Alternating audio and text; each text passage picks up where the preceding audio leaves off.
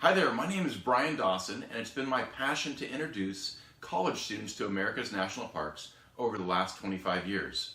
I take college students to our parks because they're known as America's greatest university without walls, a place where you can use all of your senses to experience the outdoors and nature. I'm doing this TED Talk because I'm concerned about the number of college students who are getting outside and going to our national parks. The Interior Department reports that the number of college-age visitors has fallen from 27% down to 19% of visitors in the recent years. Maybe you've heard about Every Kid in the Park program that is taking every fourth grader in the United States and giving their family a pass to go visit our parks. The reason why they're doing this is because the percentage of visitors who are age 15 and less has fallen in half by recent years. My experience getting students out into the park has led me to realize that I have so much more to explore in our own nation.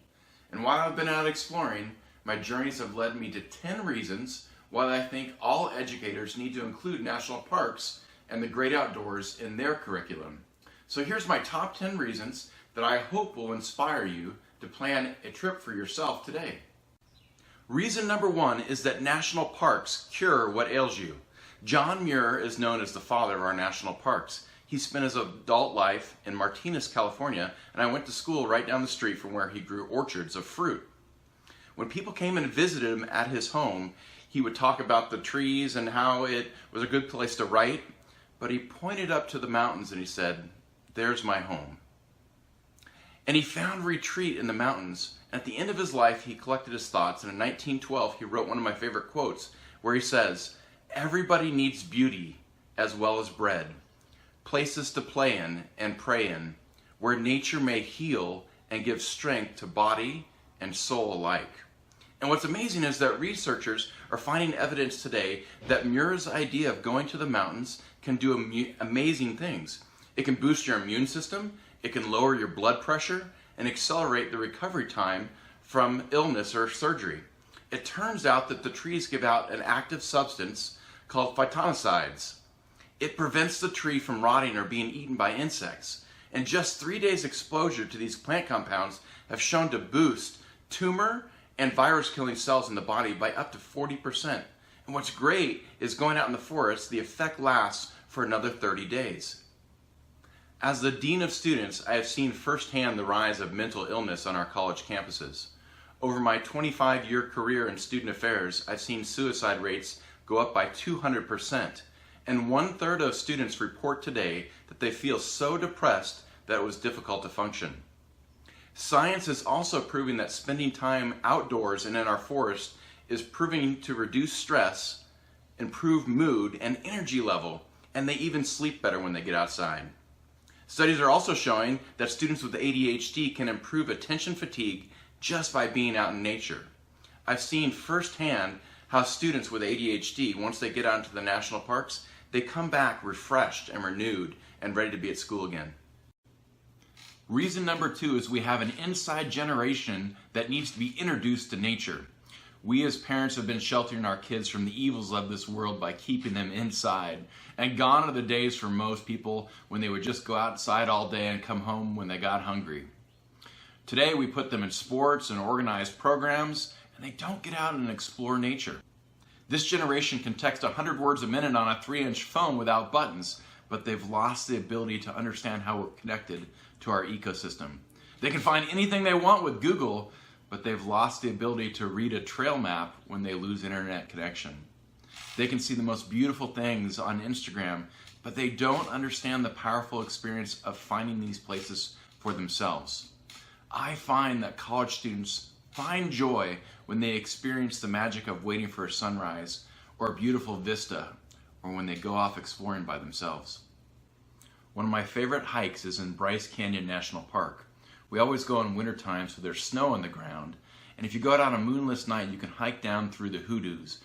You can hear the snow crunching, you can see these beautiful spires of stone that are slowly eroding away. One time in our group of students, we had an international student from China.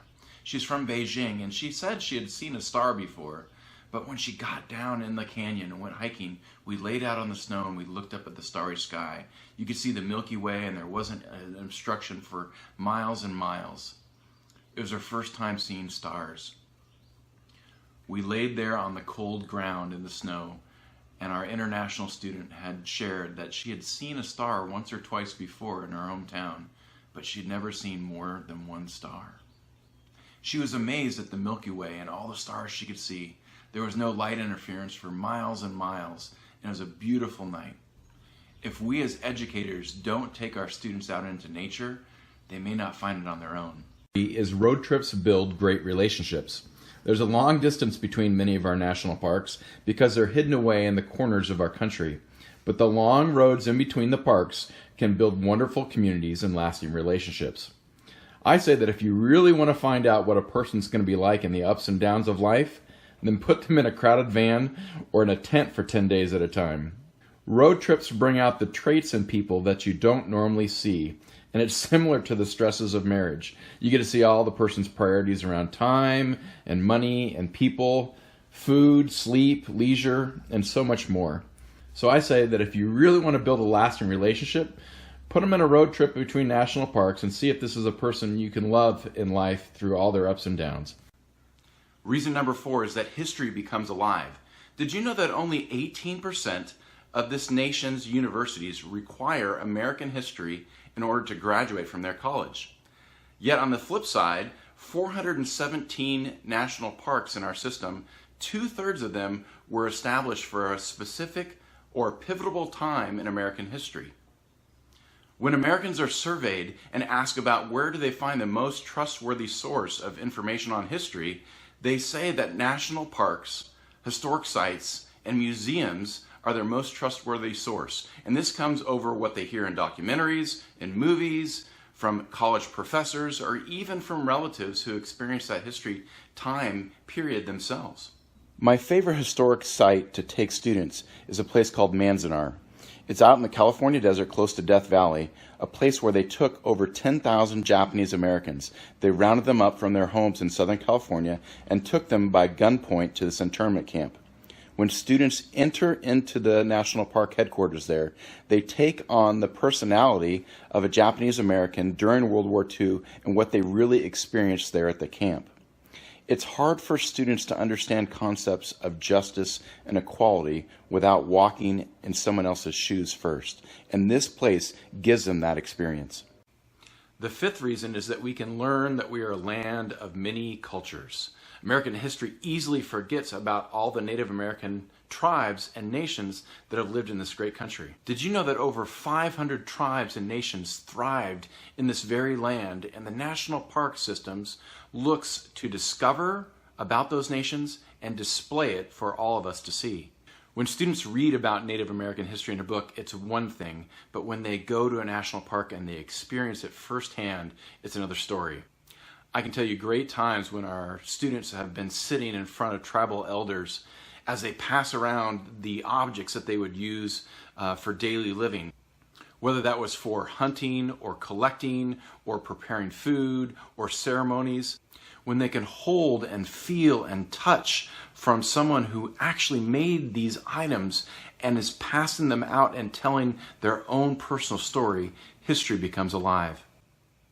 And there's something special about going to our national parks. That journey along the way prepares your hearts and minds to be open when you're there. Reason number 6 is that preservation requires ownership. You just don't take care of a rental the same way you do as when you own something. And our students, when they get out and experience our national parks, they understand that they own the lighthouse in Maine, and they also own the Delicate Arch in Utah.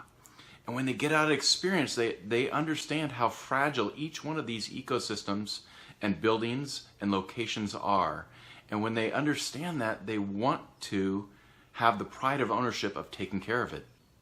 As my students grow into adults and have children of their own, one of the greatest compliments they can give me is when they tell me they take their children back to these national parks.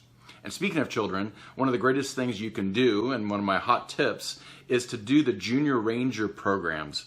Even though many of them are designed for children, they get you out into the greatest parts of each one of the national parks. And it turns out that these little wooden Junior Ranger badges happen to be one of the favorite and prized possessions of my college students as they visit these parks.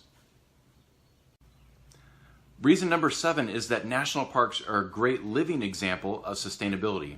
When you go into the backcountry and you see a pristine place that doesn't look like people have been there because it's free of garbage, it inspires you to make sure it's cleaned up for the next person that comes along. Students can learn to leave it better than they found it.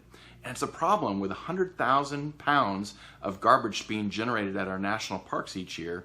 If we don't come up with solutions now, the problem is only going to get worse. The lessons they're learning about recycling and sustainability in the national parks, I can tell you they're bringing home and they're applying it. They're conserving more. They're not using up as many resources. And here's the fun part. The cans and bottles that they would have been throwing away, they're actually saving, recycling them, and using the money to pay for more trips back to the national parks. So it's paid for itself. Reason number 8 is our national parks are a great place to find yourself. We know if they are the greatest university without walls, we should be enrolling more students. It is a critical issue in higher education that half of all people who go off to college never graduate. And of those who do, only a quarter graduate within 4 years. What's worse is that 1/3 who go off and study a particular subject or major never use that major in their education.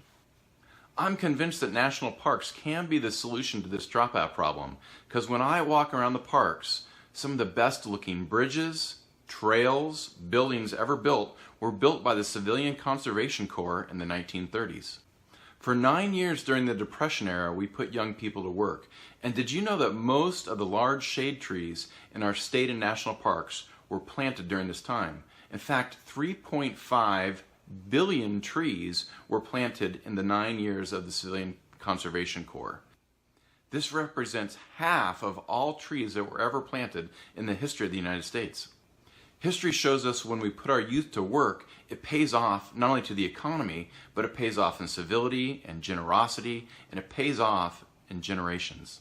In the 1960s, Lyndon Johnson brought back a program called AmeriCorps, very similar to what the Civilian Conservation Corps was. And today, youth can go work in our national parks.